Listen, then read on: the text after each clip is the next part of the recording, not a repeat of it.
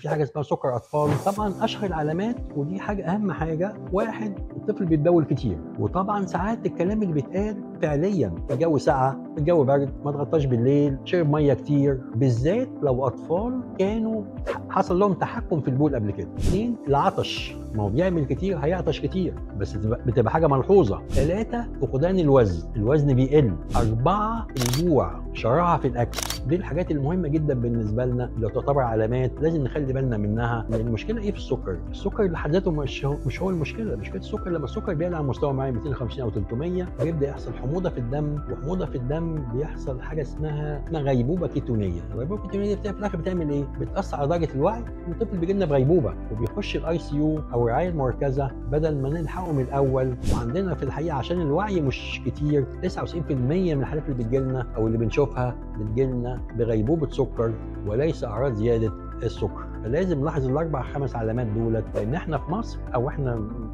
شعبنا بيهتم الطفل لمّا يسخن، لمّا يكون عندنا وعي، لمّا يكون عندنا إلمام، معناها إن إحنا ممكن هنخلّي بالنا إن إحنا ما نخشش في غيبوبة سُكّر وما نحتاجش رعاية مركزة وما نتعرّضش لحبّة مشاكل لا يعلمها إلا الله.